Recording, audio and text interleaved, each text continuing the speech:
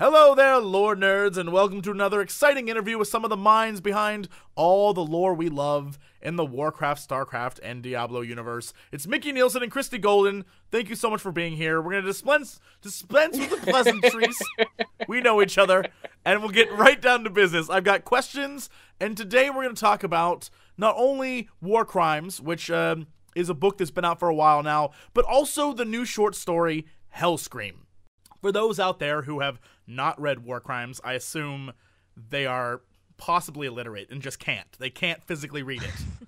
My question is, can you go back through, sort of do a little summary of what's brought us to this point for those out there who are curious? Sure. This picks up shortly after Garrosh has been defeated, and he is imprisoned below the Temple of the White Tiger, and he is awaiting trial. And the trial is not so much a trial of him with regard to whether or not he is innocent or guilty, because it's pretty cut and dried. But the trial is more about what what is an appropriate punishment for what he's done. And we have the Alliance and the Horde. Poor Bane has gotten the thankless task of being pretty much a devil's advocate, as it were, getting to defend Garrosh. And Tyrande is basically serving as the prosecution. And the story actually does not get very much into Garrosh's head except for the prologue. And what we see mainly is kind of revisiting the history of Azeroth as it has been affected by the orcs, and how it has affected everybody. And a lot of storylines are interweaving. This is kind of everybody gets a star turn, hopefully, or most everybody. It was hard. The desire to get everybody was quite strong, but that would have been, 4 volumes. So, and at the end of it, a certain bronze dragon who is serving as a time advisor to Bane whisks Garrosh away and leaves behind quite the challenge for the spectators to deal with. So we actually never get to hear what the pronouncement was until the very end, where that question is asked of the jury, which is the August Celestials. And as big lore nerds know, the Celestials are basically the ones who are about balance to all of Pandaria, and I guess Azeroth. But as we find out at the end, balance is not what is in store for everyone. And like you said, Garrosh is whisked away, and I think that brings up something that a lot of people on the internet were really like, whoa, what? And that would be the infinite dragonflight reappearing. As far as everyone was aware, the Hour of Twilight didn't happen. Nozdormu beat evil Nozdormu, and we thought that storyline had ended, but this apparently means it hasn't. Can you go into that, or is this something that is super duper top secret? Well, I could speak to the story side of things. I can't speak to the game design part of it, but I can talk about the fact that, like with Kairoz, for instance, he's still a believer in what the infinite dragon flight was, even if it's not around. He still has his own viewpoints, and Christy, you can, feel free to jump in as well. But it's really about Kairoz's viewpoint more so than the infinite dragonflight itself, or anything with Nozdormu. Well, let me rewind a bit for people who have not, I guess, played the game. There's a character, Kairoz, who he's in the game now at the end of Pandaria. He is in the book, and he's in the short story, and he's just sort of a bronze dragon who apparently is working with Wrathion, and is the guy who whisks Garrosh away into alt reality Draenor, I guess. Does that sum it up pretty well? Right. Yep. And Wrathion is certainly part of it. He's kind of behind the scenes, and he's definitely a manipulator, and he has his part in it as well. it's good of you to bring up Rathian, because at the end of War Crimes, Rathian confronts Anduin and basically just knocks him out, saying that, I'm the Black Dragonflight now. Protecting Azeroth is my responsibility, and he seems very obsessed with stopping the Burning Legion, even if it means wiping out an entire faction to create a super army that is capable of fighting off the Legion. And my question is Kairoz abusing their relationship to try to make an infinite Dragonflight again? Or how does sending Garrosh to an alternate timeline help Rathian's goals in our timeline? Because I don't know that makes any sense, and I'm curious how that's justified, or if you have an answer for that. Or is Rathian just sort of off to the side during this expansion, and this is something else? They're not connected, but Kairoz does find a way to connect them. And that's something that is explored in the Hellscream short story. And so it's more at this point, once we start getting into the Hellscream short story and everything else, it's really more about Kairoz and his plan than it is Rathian at that point. Right. And so let's get into that. So I assume at this point, many people have already read it. If you haven't read it, stop right now, go read it, come back, because I got a lot of questions and I'm hoping we can get some answers about it. So right away, going to Kairoz, we have this mystery of why he did it and what his role is. And a lot of people who are playing the beta right now have found his orcish body, I think in the Time Lost Glade in Nagrand. And everyone's like, how the hell did that happen? I think it's been explained in the short story how that happened. So you just mentioned Kairoz has the ability to go between the timelines. Well, there is no Kairoz now. Yeah, I mean, there's always, as with any major character in Warcraft, there's always the possibility that that they will re-emerge. For the time being, though, Kairoz has kind of been ushered out, and that's something that does happen in the Hellscream short story. And so his time is pretty much over for now. Not to say that we won't see him in the future, but that's it for him for now. Okay, so that does make a lot of sense, because in the nerdy circles I run in, we really were more concerned about what Kairoz was up to and the overall master plan versus what Garrosh was up to. And I think getting back to him is not only this focus of the short story, but the focus of the expansion as well. We really needed to move the story in that direction, more so, and over the story of, any conspiracies with Infinite Dragonflight and with Kairoz and everything else. We really needed to kind of put the ball in Garrosh and Grom's court, because the focus is really going to be on them for most of the expansion. Well, then let's talk about them. So the story, I think, at the beginning, does a really good job of almost humanizing / organizing, I'm not sure what you call it, Garrosh, and it gives you this sort of like, he's trying to save his people, and they don't want to be slaves, and it's a kind of a noble thing, but the entire short story, it's like, and then he does an evil smirk. So my question is, does he really have the orc's best intentions at heart, or is he just doing this all for his own glory? No, I wouldn't say that. And Christy, you've certainly been, even though, the book doesn't get inside Garrosh's head, I know you've been in there for I've for been a in that bit. dark place, yes. And to me, with Garrosh, it is about the orcs first and foremost, and about them not being corrupted, not being enslaved, but about them being dominant, and about them being conquerors. They're Vikings, and that's Garrosh. So it's not just about himself. He really is, all about the orc pride. But with him, it's the ends justify the means, and so he'll do anything to achieve that.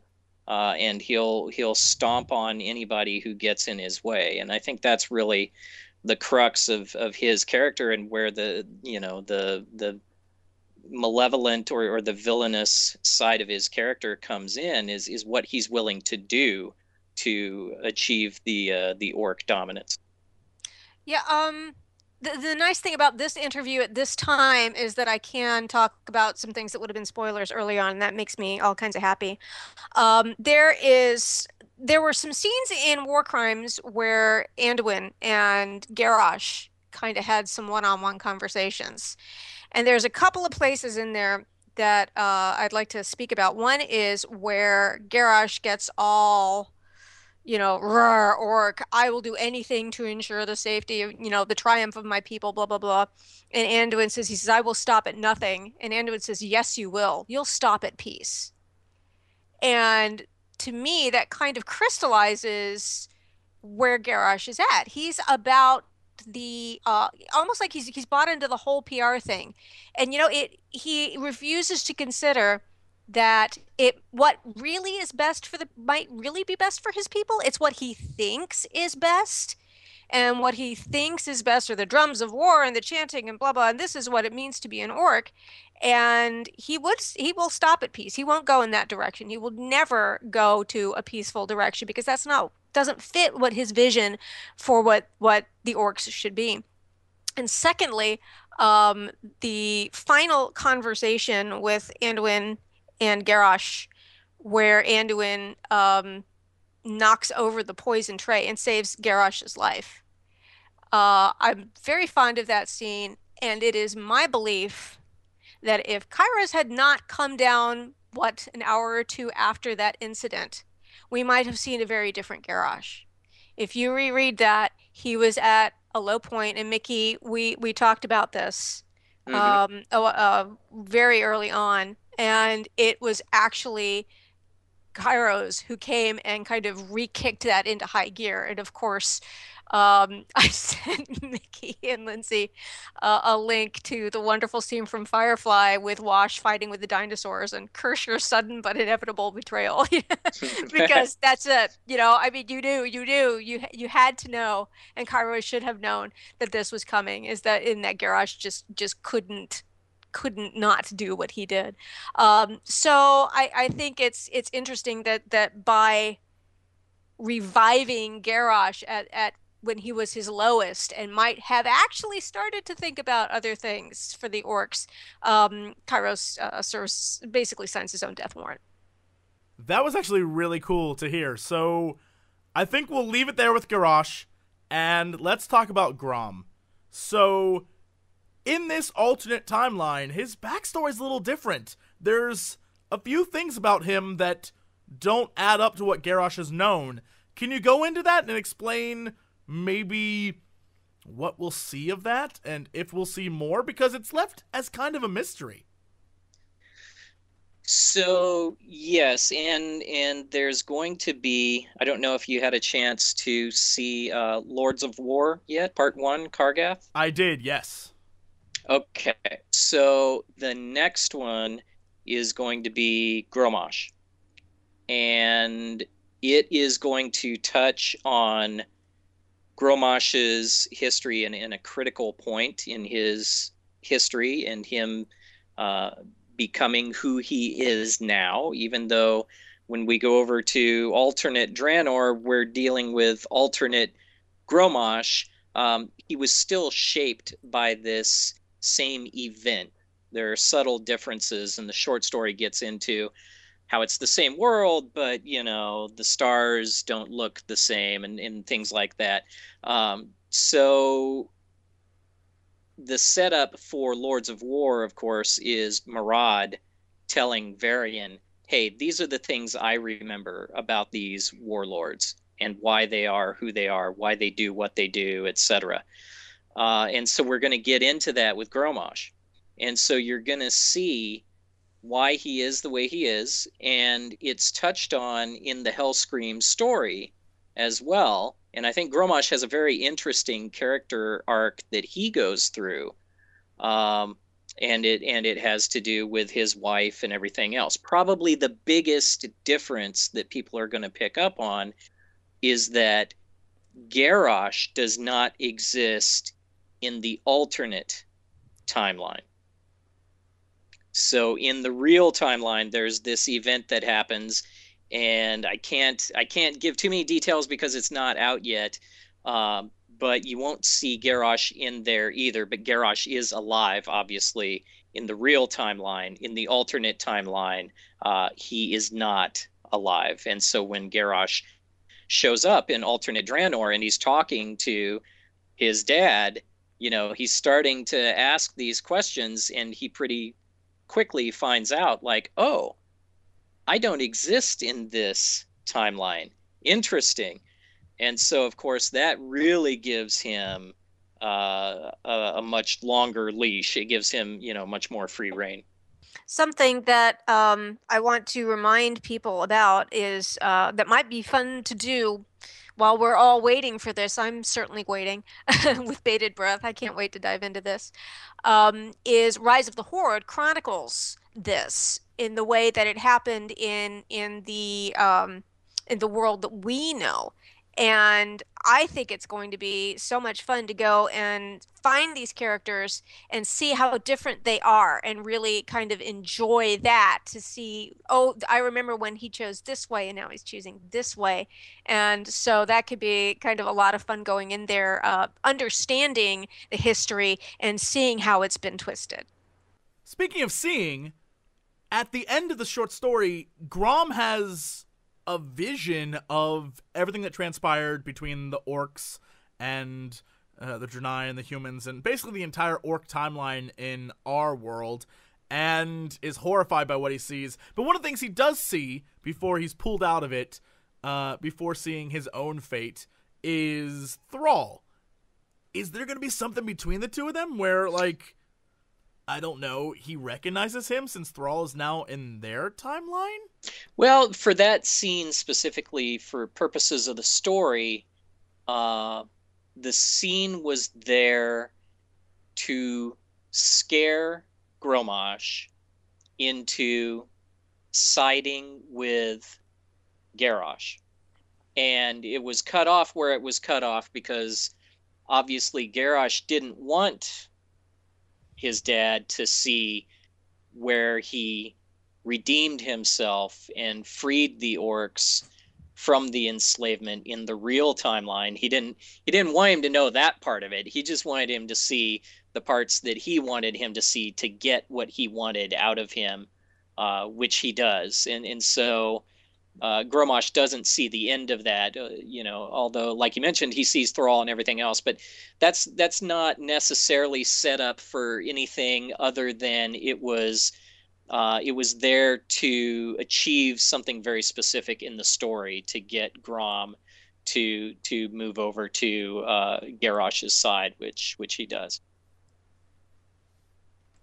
Okay, I just had the weird thought that there was going to be a scene later on that was like, don't listen to him, Grom, please, I'm Thrall and I'm your friend. And then Garrosh is like, no, listen to me. And that would be the least interactive battle in all of World of Warcraft. Yes, not to my knowledge. So now we have this short story, and we have the new stories, the videos about the different members of the Horde. What else is coming down the pipeline? Anything else that you can talk about? Yeah, so I'm trying to think things that I can talk about, and this is really we're starting to see now the rollout of a lot of content in a lot of different media that we coordinated, and I think this has been probably the most coordinated we've been from a kind of a transmedia perspective, where you've seen the Gul'dan digital comic now. And the Gul'dan digital comic also ties into the opening cinematic. So people should expect to see more digital comics. And those are going to provide some backstory and some great information. And they're going to be in the same format and a lot of fun. And we are going to see some more short stories The short stories we're going to see are going to focus more on villain characters, some of them that are, coming up in the expansion. So yeah, we're going to see more villain stories, and those are going to be coming up as well. And of course, we're going to see the rest of Lords of War, and that is going to be huge. That's a huge tie-in to the upcoming content. So, is there any last things that you guys want to talk about with this short story that you think would be nice for people to pick up on, or interesting things in the story that people should look out for? Oh, let's see. For Hellscream? Yeah. And I guess how it relates also to, going back to war crimes and things like that, and how it all sort of connects overall. Yeah, I just for me personally, I really hope that people read Hellscream and they'll see the connections, especially with the upcoming Lords of War piece, and then moving forward from there into the game, and hopefully a big thing that we wanted to accomplish with the short story was to answer some of the questions, revolving around an alternate timeline, because that confuses a lot of people, which is completely understandable. And so we wanted to use this short story to really cement some ideas. One of those ideas being, I think some people still feel that the alternate timeline was created when Garrosh arrived in that time stream, and that's not the case. It was an existing alternate Draenor that he was brought into. And so some people, I think there's still some confusion where people think that time way split off when he went back, like he went back into real history and then it split, and that's not the case. So I'm hoping that we're clearing up some of those questions. It reminds me to mention we did some of this with the novel Thrall, in which Thrall goes back to various timeways. And, for instance, he meets a Taratha who is completely illiterate, and things like that. So that might also be something that people might want to revisit to get a feel of what we're talking about with the timeways. Because to me, having written that and spent time thinking about that, it made perfect sense what we were trying to do with the expansion. And I think that people who aren't as familiar as I am because I had to write about it, so I need to make sure I understood it. That might help to see what happened when Thrall went into the different timeways and how they were different and how they were similar. Yep. Yeah, and that was a lot of fun. That was a fun part of the book. I'm sure that must have been fun to write as well. That was such a blast, such a blast. And I got to give a little nod to Crassus in that, which was kind of nice. Yeah. So it's a good point to end on, because you're right. Everyone just assumed that's how the timelines worked. Like, Garrosh just shows up and he's like, "All right, I'm here to do evil," and it's entirely everything's different, even when Thrall goes to different places. So that blows open the whole times. That's a whole other thing. That's the conspiracies, internet. Get on that. Get your theories going about that. Yeah. That's what you should be doing. So I guess we'll end it there. Yeah, thank you guys so much. This has been a blast. I now have a complete and total understanding of what we're getting into, and I can't even wait. It all ties together perfectly, and I think Blizzard as a whole really sort of focused all their efforts into making this flow really great into the next expansion. So I am excited. I'm very excited for all this. Awesome. Good. Well, I'm glad we were able to shed some light. Always a pleasure. I'll talk to you guys later. Thank you so much. Thank you. Thanks, Jesse.